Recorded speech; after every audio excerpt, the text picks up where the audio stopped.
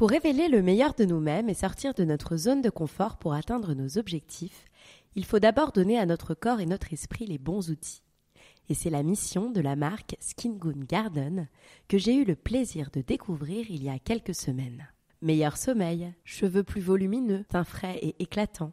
Chaque produit répond à un réel besoin. Parce que pour ma part, les périodes d'angoisse passagère entre les aléas de l'expat et mes missions freelance ont un réel impact sur ma peau, je combine depuis quelques jours une gélule de Pure Skin Seeds pour une peau nette et une gélule Glow Skin Seeds pour un teint éclatant.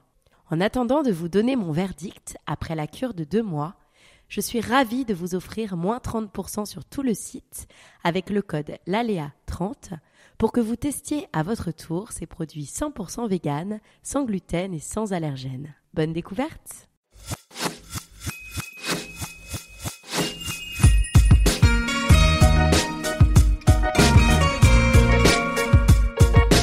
Bonjour, je suis Laura Pouliken et vous souhaite la bienvenue sur l'Aléa, le podcast qui parle du risque.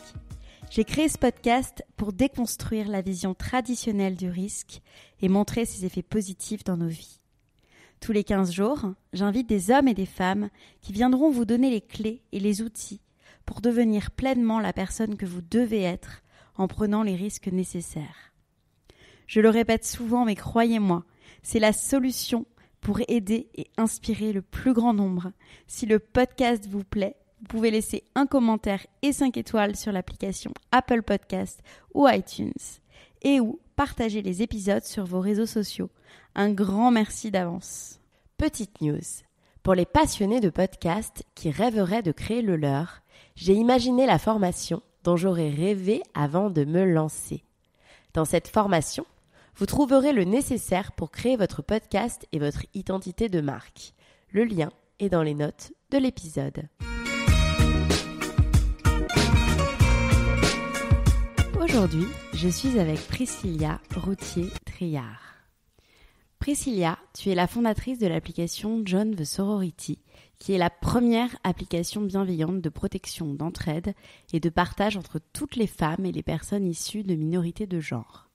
Cette application a été conçue pour que la sécurité des femmes et des minorités de genre soit assurée, que les féminicides cessent, que les harcèlements prennent fin, que l'on mette un terme aux agressions et violences sexuelles en tout genre, que les inégalités se réduisent, que la charge mentale, le plafond de verre ou encore le syndrome de l'imposteur s'effacent petit à petit, que la confiance en soi et la prise d'initiative animent aujourd'hui chaque femme et personne issue des minorités de genre, qu'on ose réaliser nos rêves, entreprendre et s'épanouir pleinement, que l'on exploite enfin notre plein potentiel.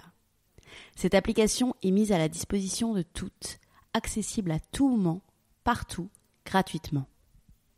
Hello Priscilla. Coucou Laura. Je suis trop contente d'être avec toi aujourd'hui. Pareil. Première question, très simple. Comment tu vas ? Mais je te remercie de la poser. Ça va. Un peu stressée dans cette période de crowdfunding, mais ça va. Ouais, tu vas nous en parler justement. Vous en êtes à combien là dans le crowdfunding ? Plus de 11 000 €, je crois. Top, bravo. J'ai envie de commencer par une phrase qui revient souvent sur ton compte Instagram et qui me parle particulièrement, puisque le sujet de mon podcast, c'est le risque, mais aussi beaucoup la gestion de la peur. Et c'est la phrase, c'est « Là où il y a de la peur, il y a du pouvoir ». Est-ce que tu peux m'expliquer ce qu'il y a derrière cette phrase ? Cette phrase, je l'ai lue quand j'ai lu le livre d'Odile Chabriac, Âme de sorcière. Et elle m'a vraiment marquée. Et en fait, pour moi, elle renferme exactement tout l'esprit notamment d'une aventure entrepreneuriale et de tout ce que tu entreprends dans la vie. Là, en fait, où tu sens que tu as ce sentiment de peur qui monte et qui arrive, clairement, c'est là qu'il faut te jeter. Donc, c'est l'angoisse, c'est l'enfer, par exemple, faire des lives. Et en fait, c'est en te jetant, en gros, dans la gueule du loup et en dépassant cette peur-là que tu vas commencer à cranter et aller plus loin et prendre du pouvoir et petit à petit t'émanciper et faire avoir le courage et la force de faire encore plus de choses. Donc vraiment, pour moi, c'est une peur, c'est vraiment une porte d'entrée vers un après. Quand tu as identifié une peur, bon, il y en a qui ne servent à rien, il faut vraiment pas y aller, qui peuvent être dangereuses pour toi, mais si tu évalues vraiment le risque que tu as derrière cette peur et par rapport à ce que tu peux gagner après en la dépassant, vas-y. Et ce qui aide beaucoup aussi à dépasser ses peurs, c'est t'imaginer, c'est des techniques qu'on applique souvent, c'est t'imaginer qu'est-ce qui peut t'arriver de pire si tu le faisais. Concrètement, est-ce que ta vie est mise en danger ? Non, elle n'est pas mise en danger. Donc vas-y, t'as rien à perdre. Et au pire, t'as quoi ? Enfin, tu vas apprendre, quoi qu'il arrive. Donc vas-y, dépasse cette peur et va plus loin. Super, hyper intéressant, merci beaucoup. Donc tu as créé l'application John the Sorority. Oui, avec mon équipe, donc on est 4 au total, Fanny, Thibaut, Adrien et moi-même. Génial. Et donc je te cite, mais pour que les gens qui nous écoutent, s'ils ne te connaissent pas, le découvrent, qui est la première application bienveillante de protection, d'entraide et de partage entre toutes les femmes et les personnes issues des minorités de genre. Donc, je vais t'expliquer pour te répondre à qui est ouverte l'application. Donc, elle est ouverte, comme tu le dis, à toutes les femmes et personnes issues de minorités de genre et donc pas aux hommes cis. Donc, homme né homme et vécu homme. Du coup, donc l'application n'est pas faite contre les hommes, mais pour les femmes et personnes issues des minorités de genre. Pourquoi ? Parce que les critères en fait d'acceptation sur l'application, ça va être est-ce que tu estimes que tu as eu un vécu en tant que femme dans ta vie ? Oui, non. À n'importe quel moment de ta vie ? Oui, non. Si oui, dans ce cas-là, tu sais exactement de quoi il s'agit. Tu as déjà fait face au harcèlement, notamment de rue. Tu as fait face à différents types de violences verbales, physiques, potentiellement sexuelles. Tu as forcément vécu une de ces scènes dans ta vie. Quand j'expliquais en fait le concept de l'application au tout début, quand on a lancé officiellement sur les réseaux en octobre 2019, je pitchais en fait à des copains hommes ou à des hommes en général. Je mettais 20 minutes à leur expliquer et la question d'après c'était « et ton business plan ?» etc. Donc des questions très concrètes. Je pitchais à peine 20 secondes à une femme. Directement elle tiltait, elle avait les yeux qui s'écarquillaient et elle me disait « c'est un truc de ouf ». Donc tu as eu un vécu en tant que femme, tu sais ce que c'est. Et j'avais vu là-dessus... juste pour, si les personnes qui nous écoutent veulent regarder, une vidéo qui a été faite par Ni pute ni soumise, que j'ai trouvée complètement dingue. Elles ont pris un comédien, elles l'ont déguisé en femme, et elles l'ont mis dans la rue pendant une journée. Et du coup, il a vécu pendant une journée ce à quoi on était confrontés. À la fin de la journée, le mec, il a dit « mais je n'aurais jamais pensé de ma vie. » Ouais. Et en fait, limite, j'aimerais que dans le monde, il y ait des stages de « vis ma vie de femme juste une fois dans ta vie » ou du moins avoir une apparence qui est identifiée comme étant femme et de pouvoir se rendre compte. Et je pense qu'il y aurait déjà beaucoup moins de mecs, en l'occurrence, qui essaieraient de nous dire « non, mais ça va, c'était pas si grave. Non, mais c'est bon, c'était pour te faire plaisir, c'était pour te faire un compliment. » Non, quand tu le vis, quand tu es dans la peau d'une personne qui le vit, en fait, tu joues plus. Tu comprends ce que c'est et tu n'as plus envie d'y aller. Donc voilà, avoir ce vécu en tant que femme, pour te répondre, avoir la volonté d'aider, parce qu'il y a aussi des personnes qui n'ont pas forcément envie d'aider, et c'est un engagement de venir sur l'application, parce qu'en fait, tu te confrontes à ce que j'ai déjà expliqué dans d'autres interviews, l'effet de sidération. Quand tu vois une personne qui se fait agresser dans la rue, ton cerveau frise, parce que clairement, il est en train de te protéger par rapport à ce que tu es en train de voir. Il n'est pas prêt à faire face à ça, et du coup, il frise, il se bloque, et c'est pour ça qu'après, tu dis « mais pourquoi j'ai pas dit ça ?» Enfin, voir quelqu'un se faire agresser dans la rue, ou être insulté, ou faire face à une menace vers toi ou vis-à-vis de quelqu'un d'autre. Et après que ce soit passé, tu dis « mais pourquoi j'ai pas fait ça ? Pourquoi j'ai pas réagi ? Pourquoi j'ai pas dit ça ?» etc. Et ça s'appelle l'effet de sidération. Concrètement, sur l'application, on recrée cet effet de sidération aussi. Parce qu'on va avoir une alerte qui va dire « la personne qui est à temps de mettre de toi est en train de se faire agresser. » Et du coup, cette responsabilité, oui, est partagée avec les autres utilisatrices autour d'elle qui vont recevoir, mais elle est aussi sur tes épaules. Et du coup, tu dois faire face à ça. Tu as vraiment ce stress qui arrive. Donc, deuxième critère, c'est vraiment avoir la volonté d'aider et être aidé. C'est du donnant-donnant. C'est vraiment de la confiance, bienveillance, entraide, partage entre les personnes. C'est un vrai lien concret, mais il faut savoir aussi qu'il faut être prêt et prête à agir en conséquence. Et la dernière, la dernière raison de venir sur l'application, enfin la volonté qu'il faut avoir pour venir sur l'application, c'est être bienveillante. Être bienveillant. Concrètement, c'est vraiment cet état d'esprit qu'il faut avoir parce qu'on est sur vraiment une communauté de confiance. Déjà, pour arriver sur l'application, il faut mettre un selfie en temps réel. Donc ne pas avoir peur, mettre sa pièce d'identité. Je suis sur l'application. Voilà. Et pourquoi on demande ça c'est pas du tout pour récupérer des informations et les revendre ou quoi que ce soit, absolument pas. Avant, j'étais responsable RGPD, donc toutes les personnes qui nous écoutent, n'ayez pas peur. Je sais de quoi il s'agit et niveau RGPD, on est très très loin, très très très loin. toutes les informations sont supprimées des validations du profil ou refus du profil sur l'application, donc il n'y a pas de souci dessus, mais c'est tout simplement pour s'assurer que la personne qui vient sur l'application est bien la personne qui en fait la demande. C'est-à-dire que le selfie en temps réel, on ne peut pas faire semblant, on ne peut pas juste prendre une photo d'une photo parce qu'on le voit, en fait, sur la demande on le voit, et la carte d'identité déjà responsabilise un peu plus la personne, et quoi qu'il arrive, on peut faire le match comme ça, on voit sur les photos, on voit que les personnes se ressemblent. Et du coup, on fait ce matching entre toutes les informations qu'il y a quand tu t'inscris sur l'application, donc le selfie en temps réel, la carte d'identité, enfin la pièce d'identité, nom, prénom, l'adresse email aussi, on regarde, donc on regarde plein d'informations. Si on a un doute, on demande à la personne de venir sur les réseaux sociaux pour vérifier qu'il s'agit bien de la personne. Un réseau social ne peut pas être faké. Concrètement, tu as un historique, tu vois les groupes qui sont suivis, tu vois, tu peux pas mentir sur un réseau social. Et une fois que c'est OK, la personne arrive sur l'application. Pourquoi on fait tous ces checks ? Concrètement, ça revient à ta question principale qui était il y a très longtemps, mais je la reprends. Parce qu'on s'assure du coup qu'il n'y a pas d'homme-ci sur l'application, parce qu'on ne peut pas, on peut pas prendre le risque en fait qu'un conjoint violent, ex-conjoint violent ou harceleur vienne sur l'application. Donc ce n'est pas contre les hommes, c'est juste pour les femmes et les personnes issues des minorités de genre, parce qu'on a besoin de cet espace bienveillant, cocooning, d'entraide, de confiance, qui se comprend, qui sait de quoi il s'agit, où il n'y a pas besoin de se justifier, d'expliquer, de prouver quoi que ce soit. En fait, on sait. Donc voilà, c'est vraiment cet espace qu'on fait vraiment transpirer dans toute l'application, sur nos visuels, sur notre communication, sur tout ce qu'on fait. C'est vraiment un espace cocooning pour nous, où la bienveillance est le maître mot.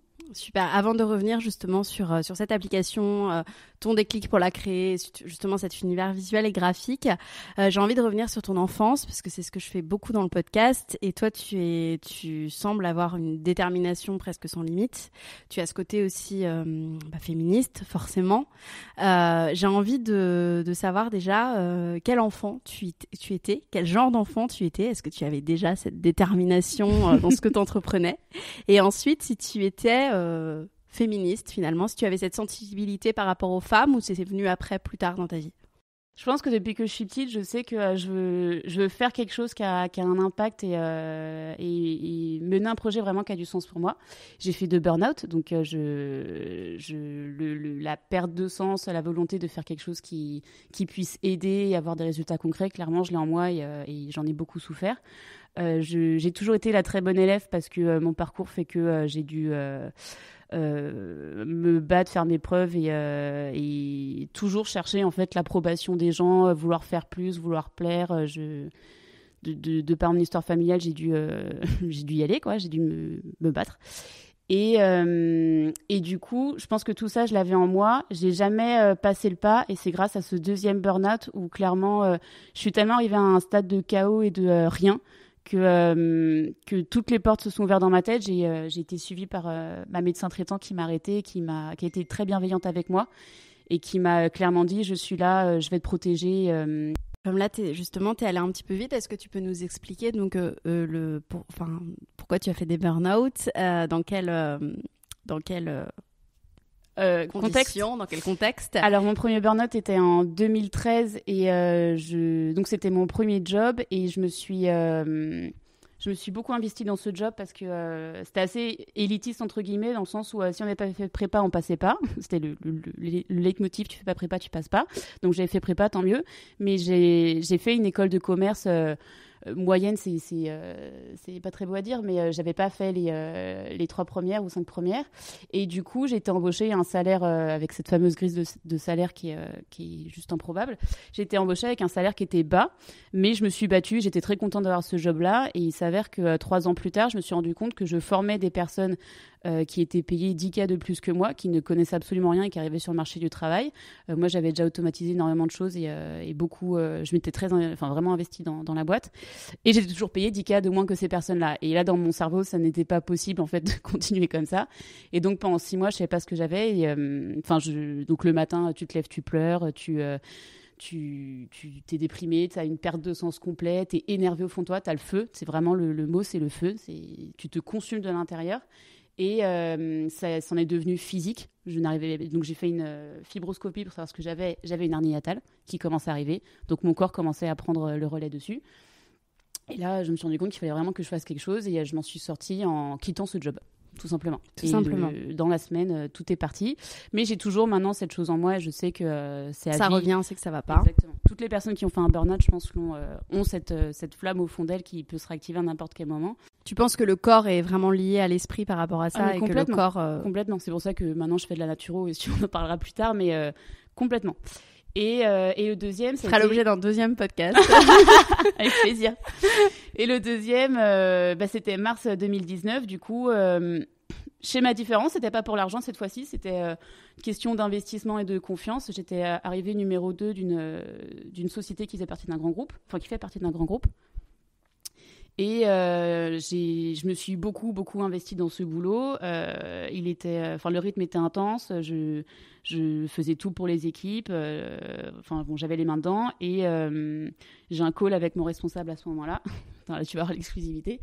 Et je vois que ça traîne et les réponses sont assez vagues et assez détachées. À un moment, je lui dis directement, en fait, t'en as rien à foutre de ce que je suis en train de te dire. Et la personne me répond non.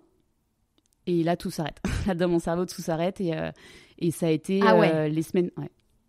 Les semaines qui ont suivi, ça a été la descente. Et ma hernie a explosé limite immédiatement. Enfin, ça a été... Déjà, je sentais que ça commençait à chauffer. Ça revenait. Parce que, Et arrive ce qui devait arriver. Au final, je finis par aller voir mon médecin traitant. Je m'étais jamais fait arrêter de ma vie parce que... les gens qui font des burn-out sont pas du tout des gens qui... Non, et puis parce qu'on nous apprend aussi que finalement, quand on s'arrête, c'est de la faiblesse, enfin des conneries comme ça.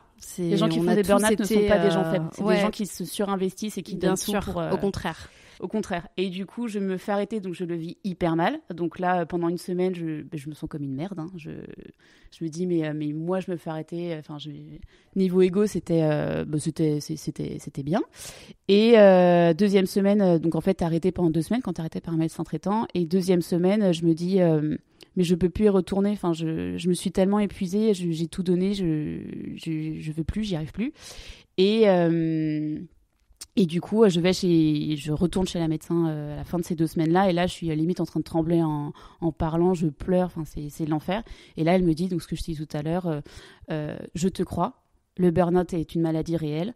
Je suis là pour toi. Je vais te protéger. Et quoi qu'il arrive, tu ne retourneras pas. Ça me fait des frissons ce que tu dis, ce qu'elle t'a dit. C'est ouf. Mais c'était vrai. Et là, en fait, elle m'a débloqué un monstre dans ma tête et je me dis, mais la bienveillance humaine est juste sans limite. Et, il faut juste que tout le monde le sache. Pourquoi on nous l'inculque pas ? Pourquoi c'est pas le premier truc qu'on nous dit, quoi ? Et je me dis, mais il faut que tout le monde le sache. Comme une mabouche, je me dis, mais il faut que tout le monde le sache. Et je sors du cabinet et là, le mot sororité m'arrive en tête. Donc maintenant, sororité Adelphité, mais le mot sororité m'arrive en tête parce que je lisais du coup le livre Âme de sorcière de Odile Chabriac. Et je pense que je le lisais de façon inconsciente. Et je vais reparler du coup de la question du féminisme que tu m'as posée tout à l'heure. Et ce mot arrive et je me dis, mais en fait, c'est ça. Enfin, on a un lien hyper puissant qui est entre nous. Est-ce que tu peux justement nous expliquer pour ceux, par exemple, qui nous écoutent et qui savent pas, qui connaissent pas ce mot. Moi, je sais que je l'ai découvert il y a peut-être 2-3 ans, mais c'est vrai qu'avant, je connaissais pas. Ce que c'est la sororité. La sororité, c'est la solidarité entre femmes. Et Adelphité, sororité entre... Il n'y a plus de notion femme ou homme, c'est vraiment frère, sœur. En anglais, on dit siblings. Il n'y a pas de sexe là-dessus. Donc, c'est vraiment cette entraide, cette bienveillance et cette solidarité qu'il y a. Et je me dis, mais c'est exactement là. Et là, plein de scènes, en fait, me remontent, notamment dans ma vie professionnelle, où tu as une réunion, tu as des réflexions de merde, tu vas... la façon dont tu es habillé, tout le temps jugé. Si tu es énervé, on te demande si tu n'as pas tes règles, alors que ça n'a rien à voir. C'est juste qu'en fait, le taf, c'est de la merde ou la personne a dit de la merde. Enfin, je dis plein de gros mots dans ton podcast. Et je me dis, mais on serait bienveillants et bienveillantes les uns avec les autres. Et dans toutes ces situations, en fait, on serait plus solidaires. Mais ça se changerait tellement. Enfin, on serait dans une salle de réunion. Moi, ça m'est arrivé. Salle de réunion, il y a 40 personnes, 2 femmes. Et là, tu as un mec qui te prend à partie et qui te pose une question absolument personnelle devant tout le monde. Tous les mecs vont se mettre à rigoler bêtement. Il y a même des nanas qui peuvent se mettre à rigoler bêtement parce que c'est l'effet de groupe, on y va, mode hyène. Et toi, tu regardes le truc et tu te dis, mais c'est quoi le délire ? Et il n'y a pas une personne qui réagit ou qui va dire, en fait, ce que tu es en train de dire, c'est sexiste, c'est blessant, c'est méchant, personne n'oserait te le dire. Et là, tu es juste en train de tout reposer sur cette personne-là, elle ne l'a pas mérité. Ce que tu fais humainement, c'est lâche et c'est nul. Là, tu l'as blessée profondément. Il y a une personne qui dirait, tu viens de la blesser, mais jamais recommencerait. Elle aurait tellement honte devant tout le monde et les gens arrêteraient de rigoler. Mais il y a cette espèce d'esprit qu'on continue à faire vivre. Et en fait, c'est la première idée qui m'arrive. Je fais, mais il faut qu'on soit bienveillants et solidaires les uns avec les autres. Et c'est les premiers souvenirs qui sont arrivés dans ma tête. Et après, il y en a plein qui sont revenus. Et je me dis, mais il faut qu'on ait un moyen de s'activer et de nous lier entre nous. Et donc, il se passe cette première prise de conscience où le mot sororité m'arrive ce jour-là. Le lendemain, je prends le métro. Et là, je vois physiquement toutes les femmes, en l'occurrence, dans la rame de métro, les unes à côté des autres. Et je me dis, mais mon idée, elle va bien plus loin, en fait. On est vraiment toutes connectées. Et si je savais que la personne au bout de la rame de métro est en train de se faire agresser, je sais ce que c'est, j'ai qu'une envie, c'est d'intervenir, c'est de faire semblant de la connaître, inverser cet effet de sidération, que ce soit l'agresseur en fait qui vive cet effet, genre attends, elle connaît quelqu'un mais c'est pas logique, et du coup son cerveau frise et il s'arrête de faire les choses. Tu peux pas continuer d'agresser quelqu'un quand une personne connaît cette personne-là. Donc je dis, mais j'ai qu'une envie, c'est d'intervenir, de faire semblant de la connaître, d'engager la discussion, même un truc anodin, genre hey, comment ça va, la meuf est en train de se faire tripoter, ça déstabilise. Mais oui, mec, mais il se passe quoi, c'est pas possible. Et du coup je me dis, mais il faut tellement un outil en fait concret qui permette de nous lier et savoir qu'en fait toutes ces situations-là on les vit et on est là les unes à côté des autres et on a ce truc en nous, on a cette flamme qui fait qu'on a vraiment envie de l'activer et de s'entraider. Et quand j'ai commencé à faire mes recherches dessus, je me suis dit mais on prend aussi le problème à l'envers, on fait que dire qu'est-ce que fait l'État.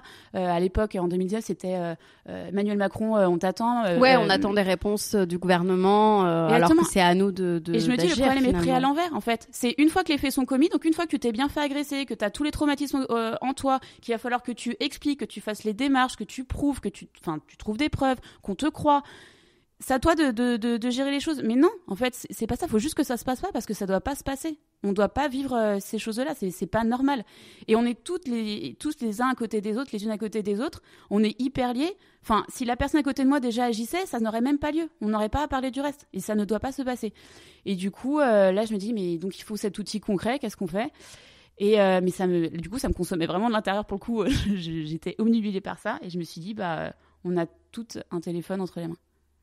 Et là, je me suis dit une app, et là, mais là, l'enfer, parce que c'est cliché, ça coûte hyper cher, tout le monde fait des apps, va dire à tes potes ou ta famille que tu vas faire une app, les gens, ils te regardent, genre, mais putain, mais elle est en train de péter un plomb, dans quoi elle s'engage, et puis, c'est énorme à faire. Mais je lâche pas le truc. Et du coup, petit à petit, je pense que je réponds à tes questions suivantes, mais je vais continuer. Petit à petit, je monte mon équipe. Donc, je me dis que j'ai pas envie de coder, que j'ai pas envie de faire du graphisme. Et je propose à une amie de faire mon logo. Au final, j'ai beaucoup plus loin et je lui propose carrément de s'associer à moi et de vraiment créer tout cet univers bienveillant autour de l'appli parce que je veux qu'on se sente bien dessus, que ce soit une expérience complète qu'on vit. Et il me faut un développeur. Je passe des entretiens avec des agences digitales qui m'annoncent 100 000 euros, que je n'ai pas.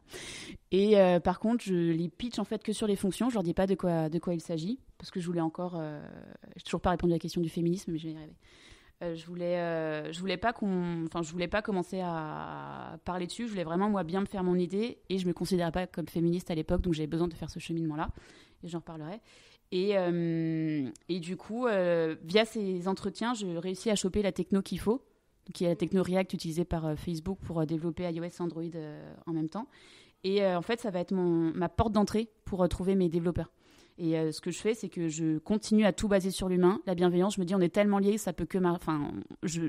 en émettant des demandes au fur et à mesure, tu attires au final les gens qui peuvent y répondre.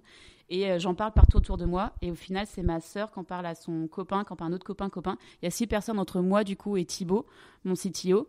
Et donc, il y a 6 personnes entre toi et le président de la République. Il y a 6 personnes entre toi et ton CTO. On est tous reliés, par 6 personnes. Et du coup, je prends ma voiture, j'y vais, je le pitch. Et là, je te la fais courte. En gros, il me dit oui, ok pour la presta. Mais je repars en me disant, j'ai vraiment confiance en lui. Il s'est passé quelque chose. Je veux vraiment lui proposer que ce soit un bébé qu'on partage.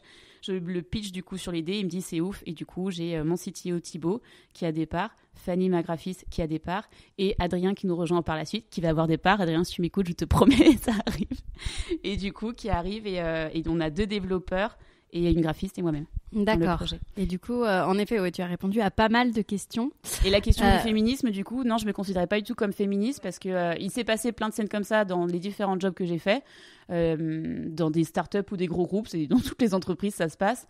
Et à chaque fois, en fait, je faisais partie de la team, je vais dire un gros mot, la connasse de base qui rigolait avec les mecs sont mes potes, je suis vraiment tout le temps entourée d'hommes et je faisais moi-même les blagues et j'étais mais tu vas pas te la taper ou tu vas pas faire ça, tous ces trucs mais hyper trash, j'y allais. Et en fait, quand j'ai eu cette prise de conscience, je me suis dit mais t'es le problème, en fait on est tout et tous le problème. C'est tellement ancré en nous. Là, t'es en train d'avoir une prise de conscience, mais regarde tout ce que t'as fait avant, toute la merde que t'as fait avant. Et là, petit à petit, j'ai ouvert les yeux et je me considérais pas comme féministe à cette époque. Pour moi, c'était le cliché de tu desserres ta cause, t'es hystérique. Enfin, c'était tous ces trucs-là. Et je pense qu'on l'a toutes à un moment plus ou moins eu dans la tête. Non, mais j'avoue, moi aussi. Les personnes autour on de est toi tellement vont éduqués comme ça, malheureusement. Et puis t'oses pas dire non. Et puis ouais. C'est vraiment un espèce de système qu'il faut complètement casser. Mais ça commence dès l'enfance, en fait. Mais ça commence, on éduque différemment les enfants, Exactement. les garçons et les filles. On leur ça dit évolue, pas les mêmes choses. Mais nous, notre génération. Notre génération, on a été confrontés à ça. Ça évolue peut-être maintenant, les bébés qui naissent maintenant et encore, mais c'est vrai que.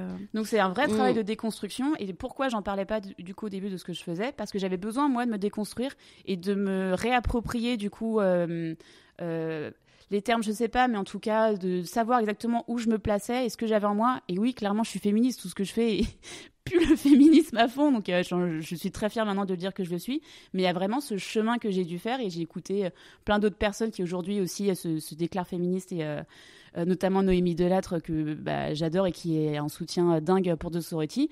Et pareil, j'avais écouté un live d'elle qui disait non, oui, au début non plus, ce mot-là, je ne l'utilisais pas. Mais en fait, si, c'est celui-là. Et s'il faut donner un mot, oui, c'est celui-là. Et ce n'est pas que les femmes qui sont féministes. Les hommes sont les féministes. En fait, le féminisme, c'est juste ne pas être OK avec tout ce qu'on va faire subir aux femmes, et c'est femmes et personnes issues de minorités de genre. C'est juste que c'est pas OK. C'est qu'on est toutes et tous égaux et on n'a pas à faire une distinction de comportement vis-à-vis à ces personnes-là. C'est juste pas normal. On est des êtres humains, c'est juste pas normal. Et pour revenir donc concrètement dans l'application et dans ce que tu as mis en place, donc ça y est, tu avais ton équipe, donc vous étiez 4. Et toi, du coup, vous avez fait une première levée de fonds, c'est ça pour donc, c'est des crowdfunding. C'est des crowdfunding, mais pardon. Ouais, on reste, pareil, je reste vraiment sur le côté humain et parce que je te disais tout à l'heure, je souhaite mettre toute mon énergie et mon temps aujourd'hui sur les gens qu'on aide. On m'a souvent demandé vous avez combien d'utilisatrices, utilisatrices, du coup est-ce que vous avez atteint votre objectif? En fait, mon objectif c'était s'il y a une personne que j'ai aidée qui vient me voir, qui vient m'écrire et qui me dit merci pour, ça m'a aidé à, j'ai gagné. J'ai gagné des centaines de fois. Donc maintenant on lâche rien et du coup, je sais plus quelle était la question. C'était comment vous étiez financé au départ? Est-ce que vous aviez mis en place en fait pour vous lancer? Et du coup, on fait des ma volonté première pour l'instant, c'est faire des crowdfunding parce que je veux donner l'opportunité à toutes et tous de pouvoir nous aider et ne pas être dépendant de personnes qui prendraient des parts, de faire des levées de fonds, de rentrer dans ce mécanisme où ça va me prendre du temps. Enfin, c'est un boulot en soi. Hein. Faire une levée de fonds, c'est pas un crowdfunding, c'est un boulot en soi. Faire une levée de fonds, c'est un boulot en soi. Et je voulais vraiment rester hyper connectée et sur cet aspect humain. Le crowdfunding me permet aussi de parler encore plus de l'application, d'avoir encore plus de personnes qui viennent dedans, qui viennent s'entraider. Et clairement, je le redis, plus on est nombreux sur l'application, plus elle va marcher. Aujourd'hui, on est presque 9000 et on est répartis dans toute la France. C'est-à-dire que à n'importe quel moment, à n'importe quel endroit, qu'on soit en vacances, en déplacement, chez soi ou quoi que ce soit, même nos voisines proches, etc., pour les cas de violence conjugale, on appuie sur ce bouton-là, on a toujours une personne qui est prête à nous aider. Là, on va faire un entraînement, on fait des entraînements tous les mois, on en fait un samedi prochain. Et je sais pas si tu auras sorti, ça va peut-être faire court l'épisode. Je vais le sortir lundi. Ouais, je vais le sortir. Donc, ça sera pour la prochaine fois. Ouais. Mais justement, explique-nous comment se passe justement un entraînement. L'entraînement, en fait, les personnes qui souhaitent participer à l'entraînement me répondent. Donc j'envoie un mail à toutes les utilisatrices ou sur les réseaux sociaux. Les personnes me répondent, elles me disent leur pseudo sur l'app, où elles vont se trouver ce samedi-là et à quelle heure elles souhaitent lancer l'alerte. Donc moi, je me fais mon listing. Et en fait, après, je leur envoie les instructions. Les instructions consistent à appuyer sur le bouton d'alerte. Donc déjà, elles vont aussi s'entraîner à appuyer sur le bouton parce qu'on n'a pas forcément envie de déranger. Et tant qu'on n'est pas en danger, on ne va pas appuyer. Et quand on est en danger, on a ce stress d'appuyer. Donc on désacralise en fait le fait d'appuyer. Appuie 2 secondes sur le bouton. Elle laisse tourner le temps que les premiers retours arrivent. Mais ça va très vite. En moins d'1 minute, tu as déjà des dizaines de retours. Et donc l'alerte est envoyée aux 50 personnes autour de soi en ce moment. Avant, c'était les personnes qui étaient dans ton périmètre, mais sur Paris, on était plus de 1000 sur 50 km. Donc maintenant, c'est aux 50 premières personnes. Donc tu attends que les retours arrivent, tu arrêtes l'alerte et après, tu vas échanger avec les personnes. Donc elles peuvent aussi t'appeler si tu as laissé ton numéro de téléphone. Donc pareil, tout est basé sur la confiance. J'invite chaque personne à laisser son numéro de téléphone parce que tu te fais suivre dans la rue, te faire appeler, déjà, ça casse ce qui est en train de se produire, ça peut vraiment te sauver. Donc laisse ton numéro de téléphone et il y a aucun comportement malveillant sur l'application, donc aie confiance. Et du coup, répondre aux appels et aux messages. remercier d'avoir été là pour la personne et lui rappeler que quoi qu'il arrive, tu seras là pour elle. Et en fait, créer, ça va continuer de solidifier et rendre plus fort ce réseau bienveillant autour de toi. Et en fait, tu construis petit à petit ta communauté comme ça. Tu fais de plus en plus d'échanges, tu demandes à plus en plus de personnes de te rejoindre et tu as vraiment du coup tout ce cocon hyper bienveillant qui se crée autour de toi et qui permet de faire vivre la communauté. Et quoi qu'il arrive, tu sais que si tu appuies sur cette alerte, il y aura quelqu'un. Et donc l'entraînement permet de faire tout ça et de désacraliser du coup tout ce process. L'effet de sidération, tu l'auras beaucoup moins quand tu auras une prochaine alerte parce que tu l'as déjà vécu. En tant que personne qui la reçoit, faut aussi relire les posts, du coup, je le remets à chaque fois, mais le post quoi faire est hyper important parce que ça te donne tous les tips d'action à enclencher dès que tu as une alerte qui arrive. Prendre contact avec la personne, lui demander si ça va, regarder sur la map où est-ce qu'elle est, tenter de te rapprocher si tu peux, demander à des personnes autour de toi de venir avec toi pour l'aider. Typiquement, les hommes, gardez l'oreille ouverte, vous êtes partout autour de nous. C'est à ce moment-là qu'on a besoin de vous. Sur l'application, c'est pas grave si vous n'y êtes pas parce que dans la vraie vie, c'est là que vous êtes et on a besoin de vous. Donc, ne jamais se mettre en danger seul. Demandez aux personnes de venir. Appelez les autorités uniquement si la personne le demande. Parce que dans des cas de violence conjugale, ça peut être hyper grave si la police débarque alors que la personne n'était même pas au courant. Donc, toujours demander l'accord de la personne. Et voilà, l'entraînement, c'est vraiment comme les pompiers s'entraînent pour agir, comme des footballeurs s'entraînent ou footballeuses s'entraînent pour un match. Enfin, on doit s'entraîner en fait pour être préparé le jour où il se passe quelque chose. Parce qu'on n'a pas été entraîné à ça, on n'a pas été entraîné à agir, à réagir, à faire toutes ces choses-là. Et c'est tout ce que j'essayais d'identifier quand je bossais sur le projet, c'est pourquoi les agresseurs en fait n'ont pas peur d'agir, ils font leur truc tranquille et nous on réagit pas. Il y a aussi cette question d'entraînement en fait. Et bon, t'en as beaucoup parlé, mais j'aimerais vraiment qu'on pose les choses. Dans quel cas en fait on peut utiliser l'application en fait? Quelle est vraiment l'architecture de l'application et en quoi elle peut nous aider, en fait, dans quelle situation concrète, elle peut nous aider. Donc, tu en as parlé, il y a les violences conjugales. Donc, je crois que tu proposes même, il y a des systèmes d'hébergement. Tu peux proposer de l'aide, du soutien ou une écoute, en fait, sur l'application. Et les personnes qui en recherchent, du coup, via la fonction recherche, peuvent trouver cette aide. Les résultats sortent par ordre de proximité. Donc, une personne hyper proche de toi peut t'apporter cette aide. Et tu peux également proposer un lieu sûr. Donc, pour n'importe qui peut proposer un lieu sûr. Donc, tu as une pièce chez toi ou un logement à disposition, notamment pendant ce confinement où je vous invite vraiment, du coup, à mettre à jour votre application. Et si vous avez un lieu sûr qui peut permettre de mettre en sécurité une personne, l'indiquer dessus. Et du coup, la personne, pareil, va dans sa fonction recherche, elle va appuyer sur je recherche un lieu sûr et va voir tous les lieux sûrs autour d'elle qui vont sortir par ordre de proximité. Donc, c'est vraiment ce lien qui existe et c'est une mise en commun et juste savoir qu'on n'est pas seul aussi. Tu ouvres la map, tu vois sur la map où sont les personnes. Ouais, typiquement, tu es dans la rue, tu te fais suivre. Bah déjà, tu peux ouvrir ta map et voir qu'il y a une nana ou une personne qui est à quelques mètres de toi et commencer à la rejoindre. Tu peux prendre contact avec la personne, tu appuies dessus, tu l'envoies un texto, tu l'appelles. Enfin, on n'est pas loin, vraiment. Ce lien, il est là. Et via la technologie, mon idée, c'est utiliser la technologie au profit de l'humain, enfin, pouvoir recréer ce lien. Et donc, pour te répondre, l'application a deux fonctions, sécurité et épanouissement. Donc, sécurité, tu as cette map où tu vois les personnes, tu as la fonction recherche où tu peux trouver des personnes, par exemple pour tout ce qui est violence conjugale, bien sûr, mais également pour des thèmes. Je vais en reparler pour la partie épanouissement. Par exemple, si tu es entrepreneuse, tu veux lancer ton business, tu tapes entrepreneuse sur la recherche, tu as toutes les personnes qui l'ont rempli dans leur profil. Donc là, dans le profil, tu mets dessus tout ce que tu maîtrises. Et en fait, c'est ce que tu vas pouvoir proposer et tout ce que tu recherches. Du coup, ça va être vraiment là où tu vas faire une demande directe d'information. Et dans la fonction recherche, en fait, tu tapes le mot qui t'intéresse. Donc, je sais pas, yoga kundalini, entrepreneuse, tout ce que tu veux. Et en fait, tu as toutes les personnes qui l'ont indiqué dans leur profil qui vont remonter. Et c'est cette partie épanouissement en fait, qui arrive petit à petit. Le reste arrivera sur fil d'actu. Ça fera sûrement d'autres podcasts. Et c'est l'objet aussi du crowdfunding, pouvoir développer cette partie-là. Donc, j'ai vraiment envie d'y aller parce que c'était mon idée première. Et la suite, en fait, la partie sécurité, donc ce qu'on a développé au final en premier parce que c'était l'urgence, c'était la partie la plus importante. Donc, tu as cette map où tu vois toutes les personnes autour de toi. Tu as le chat avec qui tu vas pouvoir, avec lequel tu vas pouvoir échanger avec les personnes. Et tu as cette fonction alerte, en fait, où la première fonction, c'est un bouton, donc le gros bouton, tu appuies 2 secondes et ça envoie l'alerte aux 50 personnes autour de toi. En bas, à gauche, tu as une alarme sonore hyper forte. Par exemple, tu captes pas dans le métro ou tu veux vite que ça s'arrête, quelqu'un est en train de te tripoter, bah, tu lances cette alarme sonore et en fait, ça va recréer cet effet de sidération. Le bruit va tellement être fort, donc il faut bien la remonter, on peut pas poussée au maximum dès le début. Donc pensez bien, appuyez sur le bouton pour la monter au maximum et elle va très fort. Et l'idée, c'est de recréer cet effet de sidération où le bruit hyper fort arrive. Du coup, tous les regards se retournent vers toi, donc vers la personne qui est en train de t'agresser. Et du coup, l'action se fige. La personne ne s'attend pas à ce qu'il y ait ça et du coup, son cerveau doit se friser pour réfléchir à quoi faire et du coup, l'action s'arrête. Donc, l'alarme sonore, tu as le message écran, il y a marqué dessus « Je suis en train de me faire agresser, s'il vous plaît, aidez-moi, faites semblant de me connaître. » Appelez le 3117 qui est la sécurité dans les transports en commun, le 17. Pareil, ce qu'il faut, c'est basculer en fait cette responsabilité sur une ou deux personnes. C'est prouvé par plusieurs études. Il ne faut pas dire aidez-moi.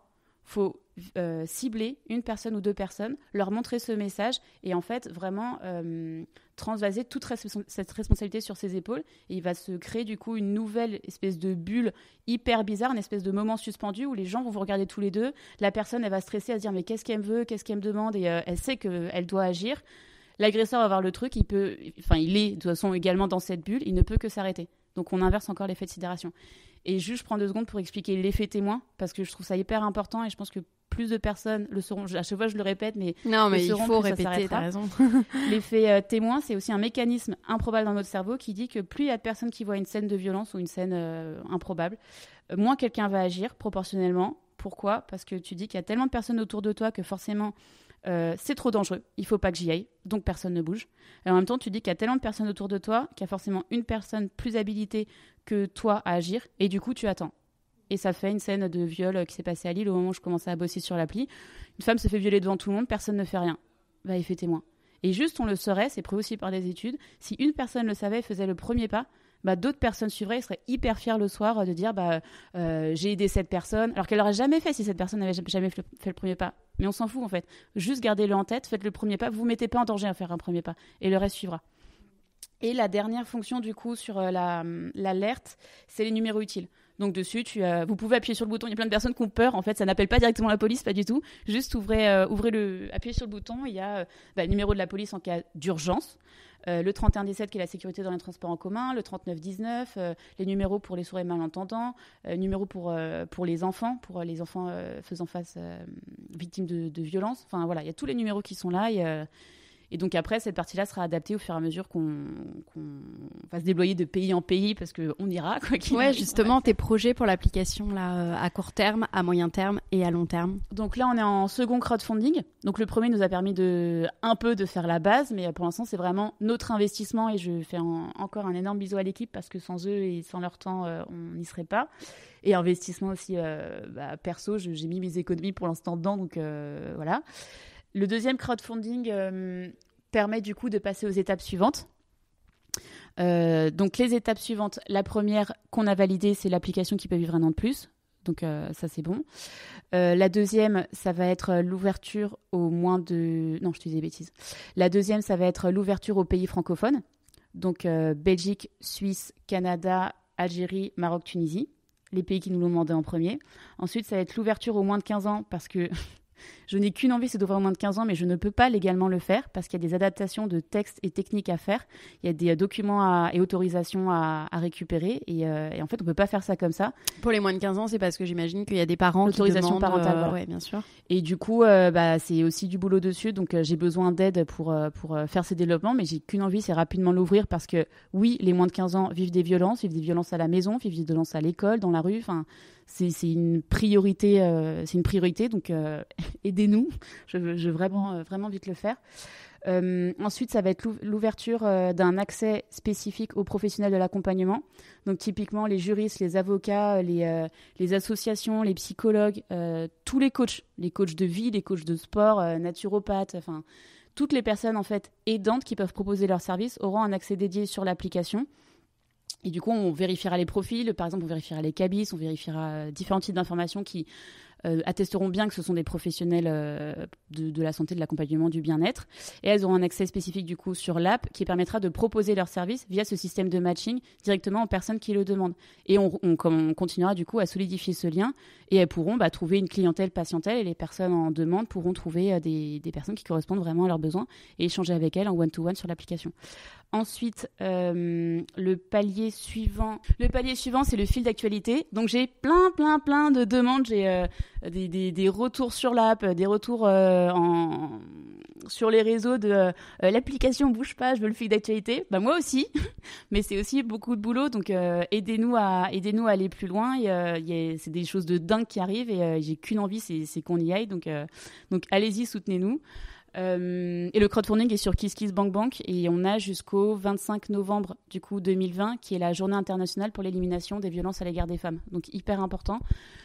Le palier suivant, du coup, ça va être l'accès aux professionnels de la sécurité. Typiquement, tu es dans un parking, et ben, tu lances l'alerte et ces personnes-là n'ont pas accès à l'application, c'est vraiment un accès parallèle. Et elles vont pouvoir avoir l'alerte qui arrive directement sur leur écran et intervenir au plus vite. Donc pareil, on vérifie que c'est bien des professionnels, on vérifie les profils, on vérifie que les personnes sont en échange avec elles pour s'assurer que... Voilà.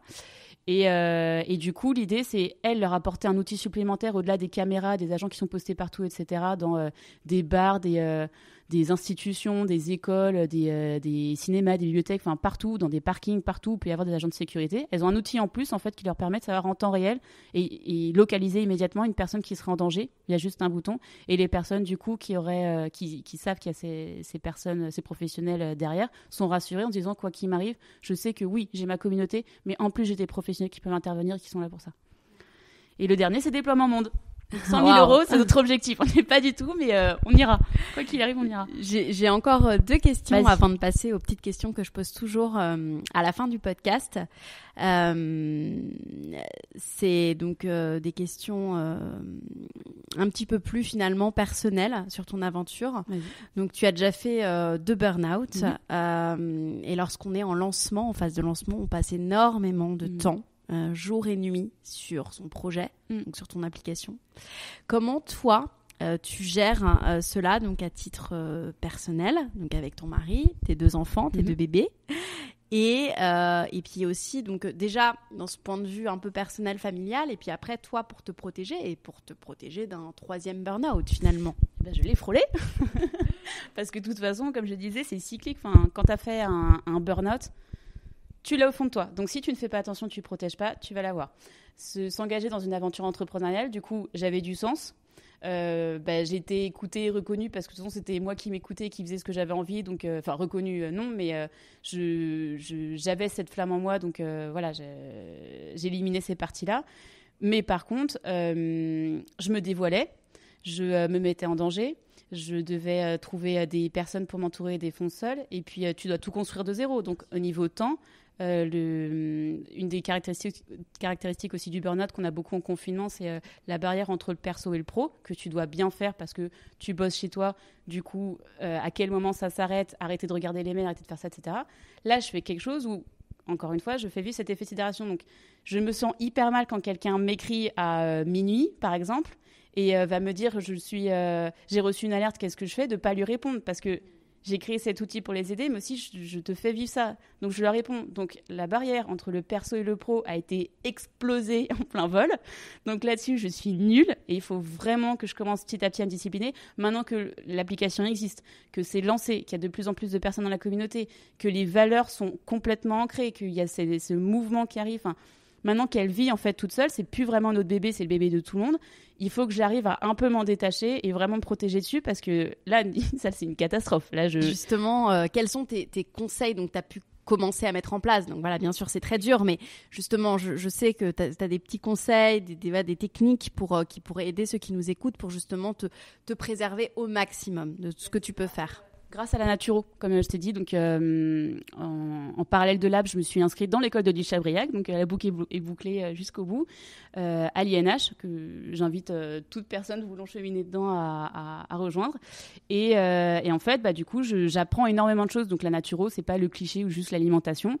La naturo, c'est en fait ce que je commençais à mettre en place quand j'ai fait mon second burn-out. Les piliers, c'est l'alimentation, le sport et la partie psychique. Donc je fais de l'hypnose, j'ai une magnétiseuse aussi. Je fais des séances régulièrement, ce qui me permet vraiment de m'apaiser, qui fonctionne bien sur moi. Donc, trouver en fait la discipline la thérapie qui va t'aider.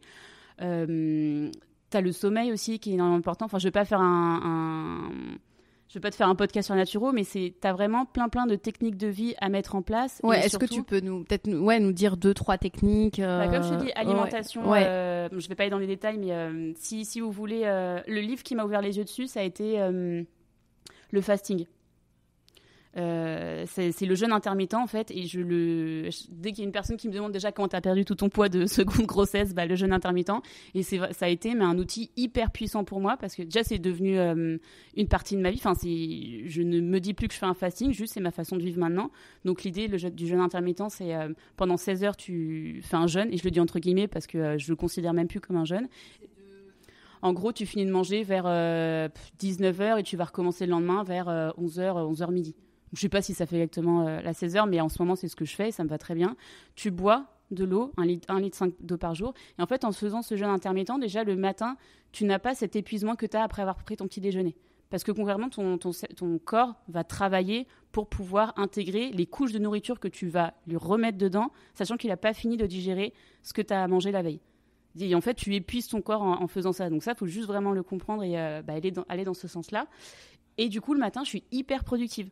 C'est-à-dire que mon corps est à fond, je bois mon eau et j'ai le cerveau qui est complètement libre. Je n'ai pas à me dire que j'ai déjà préparé mon petit-déj, le préparer, le manger, le digérer. Déjà, c'est devenu limite pas une contrainte, mais quand même, quand par exemple il y a des événements sociaux, genre tu vas faire ton brunch ou tout machin, oui, je vais manger, il n'y a aucun souci dessus, c'est pas, je peux casser le truc quand je veux, si j'ai envie de manger le matin, je vais le faire.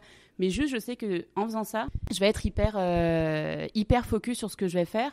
Donc, tu as l'alimentation là-dessus. En sport, j'alterne entre du HIIT. Et en fait, c'est des séances de sport hyper courtes. Donc, je vais faire 15 minutes ou 30 minutes qui me suffisent, qui me permettent de bien me déchaîner. Et déjà, au niveau corps, tu le vois, maintenant, je ressens plus du tout à ce que je ressemblais après ma deuxième grossesse. Donc, je suis en forme. Et ça te permet de décharger. Et tu n'as pas besoin, en fait, de faire plus. C'est prouvé que, dans ce livre, c'est aussi très bien expliqué, faire 15 minutes ou 30 minutes te suffisent.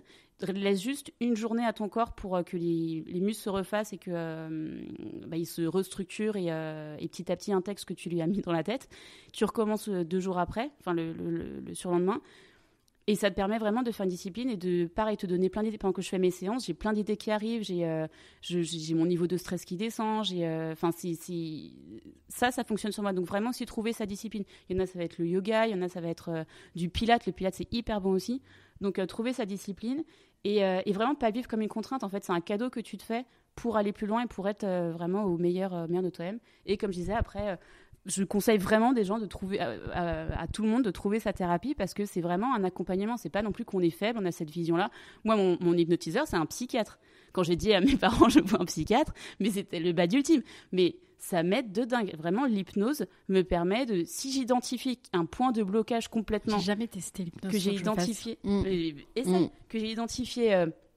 comme étant stupide, entre guillemets, parce que vraiment, il n'a pas de raison d'être, juste il me bloque pour rien. Tu le sais, tu l'as identifié, tu le vois bien, tu le vis, et tu dis, mais putain, j'aimerais bien que ça parte, ça sert à rien. Avec l'hypnose, j'arrive à le travailler. On discute, je lui dis, je travaille là-dessus, il me met en état d'hypnose qui marche très bien sur moi, et plus t'en fais, plus en fait t'arrives... À distance, tu fais l'hypnose ? Non, en réel. Et t'arrives dans cette espèce d'état de conscience modifié. Et dans cet état-là, tu peux travailler vraiment des sujets de fond. Et quand tu sors d'hypnose, c'est pas parti, c'est avec le temps que ça part petit à petit. Mais en fait, tu as l'impression que le sentiment que ça me fait, c'est que ton souci, en fait, arrive dans une case. C'est rangé, c'est OK. Maintenant, c'est bon, c'est là, c'est OK. Je sais qu'il est là, je le vois, mais ça me pourrit plus la vie. Donc voilà, trouver une thérapie. Puis après, tu as plein d'autres techniques, des massages, marcher dehors dans la nature, pieds nus dans la rosée du matin, manger vert, c'est l'alimentation. Enfin, plein de choses, en fait, qui te font du bien, fais-les. Juste fais-les et écoute-toi et prends du temps pour toi, c'est hyper important. Il y a le boulot, il y a la famille, les petits, et oui, c'est chaud, le rythme est très chaud, mais pense à toi et prends du temps pour toi, c'est hyper important. Hyper intéressant. On va finir par une dernière question et après aux petites questions que je pose à la fin. Si tu pouvais nous parler d'un moment plus difficile que tu as connu, pas un échec, mais bon, un moment plus difficile que tu as dû surmonter dans ton aventure, entrepreneuriale, donc John vs Sorority, et comment tu l'as surmonté? L'arrivée de l'application sur l'Apple Store. C'est là, tu sais bien de quoi il s'agit. Ça a été un enfer parce que du coup, on fait une application pour sauver les femmes et personnes issues des minorités de genre dans ce contexte MeToo et hyper chaud. Et du coup, ça fait très peur. Donc, il y a des personnes qui n'osent pas nous répondre, il y a des personnes qui se disent, mais qui ne savent pas qu'il y a derrière une appli parce que forcément, tu dis, ça peut être tout n'importe qui. Donc, il fait peur. Et on a lancé sur les stores Android fin juin. Et iOS, on a fait la demande fin juin. Store Android ont été validés en une demi-journée. Et iOS, 2 mois et demi. J'ai eu plus de 10 échanges avec les équipes, du coup, en Californie, sur la console pendant l'été. Où en fait, ils me reposaient des questions sur le fonctionnement, sur la sécurité. Donc, niveau sécurité, encore une fois, je le redis, n'ayez pas peur, on est très loin. Sur tout et n'importe quoi. À la fin, ça n'avait plus de sens. C'est-à-dire qu'on revenait aux questions de départ, c'était décousu. Et après, ça a commencé à être des calls. Donc, j'ai eu les équipes directement de Californie, donc en anglais. Pour moi, c'était improbable. Jamais de ma vie, je me suis dit, en lançant ma pauvre app, je vais être en contact direct avec les équipes d'Apple là-bas. Et pareil, je répondais à leurs questions. J'y allais, vraiment, je donnais tout. Et au bout du 5e call, je crois, et j'avais que des femmes au téléphone, donc c'était hyper quand même ciblé. Au bout du 5e call, elle me repose une question et là, je lui dis, je vais vous répondre. Parce que j'irai jusqu'au bout, mais est-ce que vous pouvez juste me dire, en fait, j'ai besoin de savoir si tout ce qu'on fait là sert à quelque chose. Parce que concrètement, j'ai un sentiment hyper puissant là, c'est qu'il y a quelque chose ou quelqu'un qui bloque. Je ne fais que de répondre, je tourne en rond. Et en plus, à chaque fois, dès que tu réponds, ça va prendre encore 2 semaines minimum ou 3 semaines pour que quelqu'un étudie ta réponse et après te dise oui ou non. Ce qui est, humainement, c'est interminable. Cette attente, c'est ce qui m'a tué le plus. C'est ne pas savoir, ne plus avoir les billes dans mes mains. Ça se trouve, j'ai fait bosser 3 personnes pour rien. Je peux pas leur dire, mais au fond, on le sait tous les 4, on le sait. Je peux pas lancer qu'à moitié sur un store parce que sinon, celles sur Apple vont me dire super cool, super pour nous. Et c'est pas logique, en plus, je suis sur Apple. Non, juste non. Il faut que je me mette jusqu'au bout, mais il y a quoi qui bloque ? Vraiment, il y a quoi ? Et là, la personne a été hyper mal. Et pendant 1 minute, elle m'a fait des phrases, et à la fin, elle me dit le sujet est chaud et Apple prend toutes ses précautions. Et là, je fais, OK, maintenant c'est posé, qu'est-ce que je dois faire ? Et la solution qu'on a trouvée, ça a été, j'ai dû demander à tous les soutiens qu'on a. Donc, quand on va sur le site, il y a toutes les personnalités qui nous soutiennent. Et j'ai dû demander à tous ces soutiens de me faire un mail pour attester qui nous soutenait vraiment, qui ou elle nous soutenait vraiment, qu'ils attendaient l'application, à quoi ça allait servir, qu'ils attendaient pour pouvoir en parler à leur communauté et aider un maximum de personnes. Et du coup, on a fait ça. J'ai en plus envoyé tous les témoignages suite aux entraînements, tous les témoignages que j'avais sur l'appli. Enfin, j'ai eu un gros boost de maintenant on y va. Et je remercie encore toutes ces personnes-là. Et là, ça a été un dimanche en pleine nuit. Ils ont fini par appuyer sur ce bouton Victoire. Et on a lancé. Ouais. Merci beaucoup. Priscilla, on va finir par des petites questions en vrac. Vraiment, l'idée, c'est que tu réponds rapidement, un peu sans réfléchir. Ta plus grande peur, si tu en as ? La dernière que j'avais, c'était faire un live et j'en ai fait 2. Merci Odile encore qui m'aura ouvert toutes les portes, mais un live en direct sur Instagram, mais c'est bon, je l'ai dépassé. C'est passé. Ta routine, on en a parlé. Ta citation ou tes citations préférées ? La bienveillance amène la bienveillance. Qu'on retrouve beaucoup sur ton compte Instagram. Ton ou tes mentors ? Je crois pas que j'en ai, je pense que je m'inspire je pioche partout. Je lis, j'essaie de lire beaucoup de livres et je trouve ça hyper malsain d'avoir un mentor en fait. Déjà, mettre toute cette responsabilité sur quelqu'un, non. Il faut être autonome et piocher partout où on peut et avancer comme ça, petit à petit. Ton plus grand rêve ? D'aider un maximum de personnes dans le monde et notamment dans des régions, l'Inde, je dis que l'Inde là parce que sinon je pourrais dire tous les pays, en Afrique partout, il y a tellement des choses, mais complètement dingues qui sont aussi typiquement qui peuvent me refaire des burn-out quand j'y pense, mais ça me met un feu de dingue, donc aider un maximum de personnes et aller le plus loin possible. Les questions que l'on te pose le plus ? Dans le cadre de l'application ? Pas forcément. Je sais pas pourquoi j'ai cette question qui arrive là. C'était les journalistes qui me demandaient à chaque fois à combien d'utilisatrices t'es contente, ce qui n'a pas de sens pour moi. Et en plus, les personnes qui sont sur l'appli, aujourd'hui je dis 9000, mais en vrai il y a 3 fois plus de personnes qui ont fait la demande parce qu'il y a des hommes cis qui ont demandé, des personnes qui n'ont pas mis leur pièce d'identité. Donc ça n'a aucun sens. Cette notion de chiffre en fait qui est vachement ancrée dans notre société patriarcale, je veux dire le mot, de performance de machin, n'a aucun sens. En fait, on fait de l'humain. Donc voilà, à combien je suis contente ? Je suis contente parce qu'on aide. Voilà. Si de tout ce que tu as appris jusqu'à présent dans ta courte vie, tu n'avais à retenir qu'une chose. je vais dire une phrase bateau, mais c'est vrai, profiter de l'instant présent. Et je suis nulle pour le faire, mais c'est très dur. C'est très dur. Faut tellement le faire. Enfin, les choses partent tellement vite et cette appli, je sais pas combien de temps elle va durer. J'essaierai plus longtemps, mais elle va partir. Tes enfants vont grandir vite. Tu peux te faire démonter par une voiture en traversant la route. Enfin, juste kiffer l'instant présent, quoi. Et il peut se passer tellement de choses juste dans l'instant présent que kiffer, quoi. Exactement. Et ma question rituelle du podcast, ta définition du risque et les risques nécessaires selon toi pour vivre pleinement. Le risque pour moi, c'est aller au-delà de ses peurs. C'est vraiment, c'est cette barrière qu'il y a. En fait, limite, faudrait le vivre comme un jeu à, ok, où sont mes barrières ? Qui sont en accord en fait avec le projet que t'as et ok là c'est mon objectif, je vais la dépasser. Et petit à petit, en fait c'est comme des sas que tu passes comme dans un jeu vidéo, c'est t'as passé ce level là, bah tu vas au suivant. Et la suite de ta question c'était ? Et les risques nécessaires pour vivre pleinement. Les risques nécessaires, avancer et continuer d'apprendre. Je me suis rendu compte aussi avec ce second burn-out qu'en étant employée, j'avais arrêté de lire, j'avais arrêté de m'intéresser à des choses, j'avais arrêté d'apprendre et ma vie tournait en fait. J'utilisais mon cerveau que pour faire ces tâches-là et je ne l'utilisais plus pour continuer d'avancer. Enfin, vraiment, reprendre des études sur n'importe quel sujet qui nous font du bien. Mais allez-y, ça, c'est tellement une énergie, quoi. C'est une énergie vitale que tu réactives en toi. Et j'avais à peine, j'avais 31 ans, j'étais déjà en train de me tuer de l'intérieur. Et je trouve qu'on a vraiment oublié ça relève la tête de l'eau et fais tes kiffs. Et il n'y a pas que le boulot, en fait. Tu peux... te faire plein de choses à côté et te lancer dans une aventure entrepreneuriale en parallèle sans forcément quitter ton boulot. Enfin, vraiment explorer, vivez, apprenez un maximum. Merci beaucoup Priscilla. Merci à toi Laura.